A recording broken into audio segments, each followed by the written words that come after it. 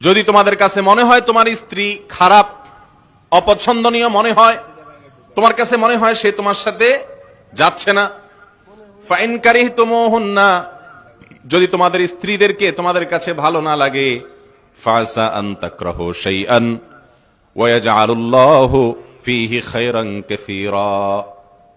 যদি তোমাদের স্ত্রীদেরকে তোমাদের কাছে ভালো না লাগে তো মনে রাখবা দুনিয়াতে বহু জিনিস তুমি মনে করছো খারাপ, পরে দেখা গেছে সেটা ভালো। হয় না এরকম? অনেক জিনিস আছে যেটাকে তুমি ভালো মনে করো না, অথচ ওইটার মধ্যে তোমার ভালো এবং কল্যাণ আল্লাহ তাআলা লিখে রেখেছেন। কত মানুষ আছে বউটার প্রতি তার অভিযোগের শেষ নাই, হ্যাঁ, অনেক নালিশ, অনেক অভিযোগ, এই সমস্যা সেই সমস্যা। দেখা গেল স্ত্রীটা হঠাৎ মারা গেছেন, এই ব্যক্তির যত রুজি রোজগার হইতো, ব্যবসা বাণিজ্যে বরকত হইতো, সব শেষ, থেমে গেছে। আছে না নাই? আল্লাহ রাব্বুল আলামিন অনেক ব্যক্তির পরিবারের অনেক সদস্য আছে, তাদের উসিলায়, তাদের মাধ্যমে পরিবারের কর্তাকে অনেক সময় রুজি দেন, রুটি দেন, ইনকাম দেন, উপার্জন দেন।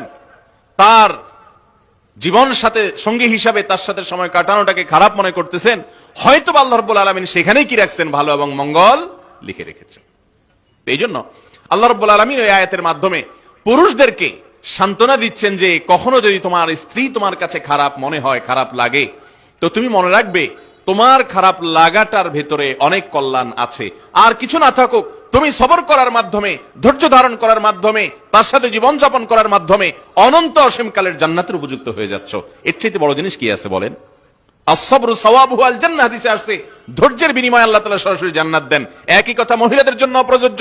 যে সমস্ত মহিলারা তাদের স্বামীর ব্যাপারে অভিযোগের কোনো শেষ নাই, যে আমার স্বামীটা মানুষ ভালো না, বোন, আপনি যদি এই খারাপ মানুষটার সাথে ধৈর্য ধারণ করে দুনিয়ার জীবনটাকে আপনি পার করে দেন, এ আশায় যে সবর এবং ধৈর্যের বিনিময়ে জান্নাত পাওয়া যায়, তো 50, 30, 40 বছরের দাম্পত্য জীবন দেখতে দেখতে শেষ হয়ে যাবে। কিন্তু একটা কালে আল্লাহ রাব্বুল আলামিন আপনাকে যদি অনন্ত অসীম কালের জান্নাতের বিনিময় দিয়ে দেন, তাহলে এই কষ্টের বিনিময় যেটা পাইলেন সেটা অনেক বড় নিয়ামত ইনশাআল্লাহ। ঠিক কিনা বলেন ভাইরা আমার?